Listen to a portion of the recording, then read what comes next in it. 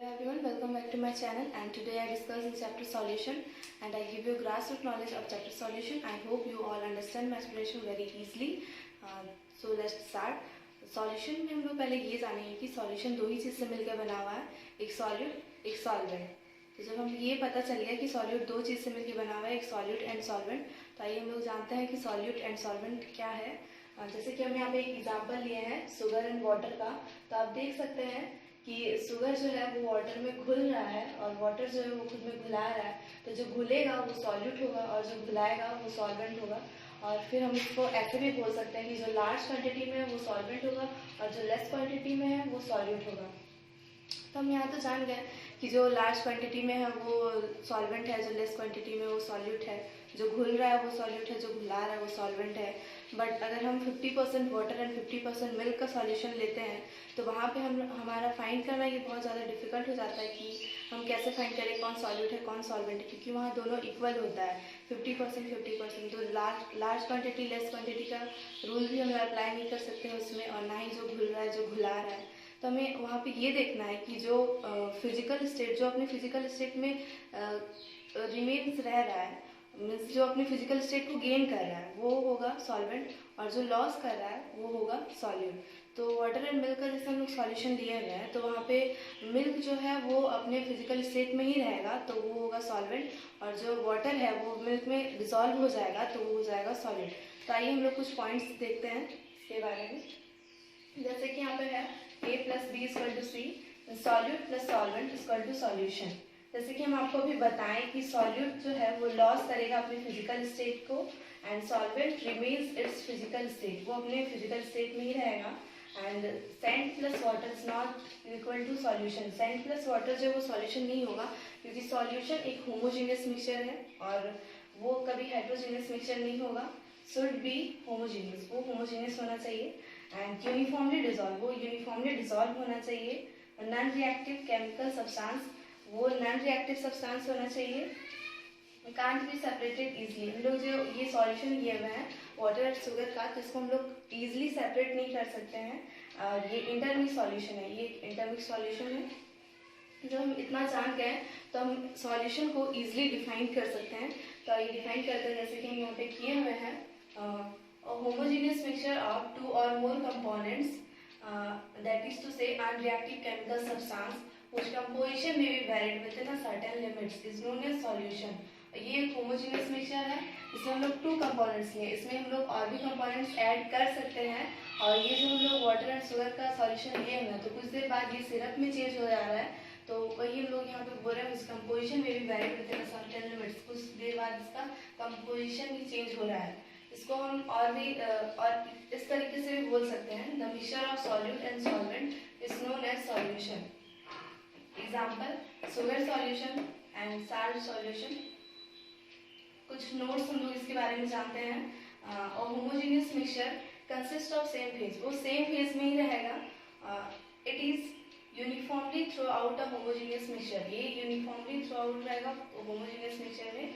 And its components can not be seen by naked eyes, इसके components हम लोग अपने नेक्ड आइज से ऐसे नहीं देख सकते हैं। सॉल्यूट, जैसे कि हम आपको बताएं कि सॉल्यूट जो है वो घुलेगा, तो देखते हैं इसका definition.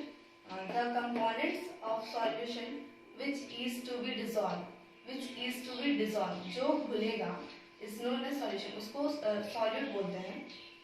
Mostly present in lesser quantity, ये मोस्टली लेसर क्वांटिटी में ही प्रेजेंट होता है।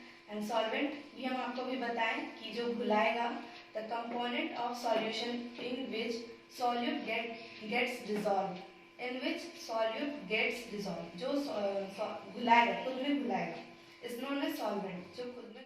हम लोग क्लासिफिकेशन ऑफ सॉल्यूशन के बारे में जानते हैं। On the basis of solid particles, इसके दो टाइप होते हैं, एक होमोजेनियस एक हाइड्रोजेनस। होमोजेनस का एक टाइप ट्रू सॉल्यूशन एंड हाइड्रोजेनस का दो type, colloidal solution and suspension solution. On the basis of amount of solid, इसके तीन टाइप होते हैं, saturated solution, unsaturated solution and super saturated solution. On the basis of phase, इसके 9 types होते हैं जो कि हम आगे डिस्कस करेंगे। On the basis of concentration, इसके 3 टाइप होते हैं, isotonic solution, hypertonic solution and hypotonic solution। On the basis of number of components. इसके चार टाइप्स होते हैं: binary solution, ternary solution, quaternary solution and polynary solution. Ternary solution, quaternary solution and polynary solution को हम लोग complex solution भी बोलते हैं।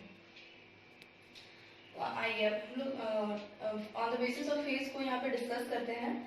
जैसे कि हम लोग दो पार्ट में इसको पहले डिवाइड किया है, सॉलिड एंड सॉल्वेंट। तो सॉलिड में जब हम लोग सॉलिड को लेते हैं और सॉल्वेंट में सॉलिड, लिक्विड, गैस। जब सॉलिड लिए तो एलॉय, एग्जांपल उसका एलॉय हुआ, और जब लिक्विड लिए तो उसका शुगर सॉल्यूशन बना।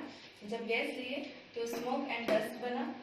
जब सॉलिड में हम लोग लिक्विड को लेते हैं और सॉल्वेंट में सॉलिड, लिक्विड, गैस। तो सॉलिड लिए तो वो जेल बना, जब लिक्विड लिए तो अल्कोहल प्लस वाटर बना, जब हम लोग गैस लिए तो फॉग बना। सॉलिड में हम लोग गैस लिए और सॉल्वेंट में सॉलिड, लिक्विड, गैस। जब सॉलिड लिए तो स्पर्म बना, जब लिक्विड लिए तो सॉफ्ट ड्रिंक एंड गैस लिए तो एयर और मिक्सचर। आइए हम लोग इसको यहाँ पर डिस्कस करते हैं। On the basis of size of particles there are two types of solution. जैसे हम आपको बताएं, homogeneous and heterogeneous. Homogeneous solution, those composition which have a uniform composition throughout the mixture is known as homogeneous solution. इसका एक type true solution, इसको हम discuss करते हैं। These are transparent solution which have size of particles 10 to the power minus 14 to 10 to the power minus 8 centimeter. These are true solution. Example: sugar solution, salt solution. And second part, heterogeneous solution, those solution which have non-uniform composition throughout the mixture is known as heterogeneous solution. It is of two kinds. First, colloidal, those solution which have size of particles 10 to the power minus 7 to 10 to the power minus 3 centimeter. These are translucent in nature, which shows Tyndall effect. Example: CuSO4 solution, milk, etc. Those solution which have size of particles 10 to the power minus 3 to 10 to the power minus 1 centimeter. These are opaque in nature, become the size of solid particles is very large. Example: muddy water. On the basis of amount of solute solution is of three types: saturated, unsaturated and super saturated. Saturated solution, those solution in which more amount of solute can't dissolve at constant temperature is known as saturated solution. Unsaturated solution, those solution in which more amount of solute can be dissolved at constant temperature is known as unsaturated solution. Supersaturated solution, those solution in which more amount of solute can dissolve on increasing temperature is known as supersaturated solution. On the basis of number of solvent in solute in solvent, it is of three types: binary, ternary and quaternary. Binary solution, when one solute and one solvent present in the solution, then it is called binary solution. Example: sugar and water. Ternary solution, when two solute and one solvent present in the solution, then it is called ternary solution. Example: ORS. Quaternary solution, when three solute and one solvent present in the solution, then it is called quaternary solution. Example: lemon water. On the basis of concentration, three types: isotonic, hypertonic and hypotonic. Isotonic, the same osmotic pressure, and higher osmotic pressure and lower osmotic pressure. Isotonic solution, solution which exert the same osmotic pressure is known as isotonic. Hypertonic solution, solution which exert higher osmotic pressure is known as hypertonic solution. Hypotonic solution, solution which exert lower osmotic pressure is known as hypotonic solution. हम आते हैं method of expression of concentration of solution. इसको दो part में divide किया गया है, physical method and chemical method. Physical method में mass percent, volume percent, mass by volume percent and parts per million. और केमिकल मेथड में strength in gram per litre, molarity, normality, formality and mole fraction. तो आते हैं हम इसको define करते हैं मास परसेंट को। Amount of solute in gram present in 100 gram of solution is known as mass percent. It is denoted by W by W percent. W by W percent is equal to mass of solute into 100 divided by mass of solution in mass of solution. इसको हम लोग और भी बोल सकते हैं WB into 100 divided by WA plus WB. इसकी जगह हम लोग सॉल्यूशन भी ले सकते हैं. आते हैं हम लोग volume percent. V by V percent, volume of solute in milliliter percent in 100 milliliter solution is known as volume percent. V by V percent is equal to volume of solute into 100 divided by volume of solute plus volume of solvent.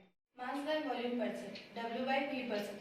Amount of solute in gram present in 100 milliliter solution is known as mass by volume percent. W by V percent. Weight of solute into 100 divided by volume milliliter. Parts per million. Amount of solute in gram present in 10 to the power 6 gram of solution. इसको हम लोग लेते हैं mass percent में. W by W percent weight into 10 to the power 6 divided by WB plus WA. इसको हम लोग लेते हैं वॉल्यूम परसेंट में. V by V percent equal to VB into 10 to the power 6 divided by VA plus VB. इसको हम लोग लेते हैं मास बाय वॉल्यूम परसेंट में WB into 10 to the power 6 divided by volume.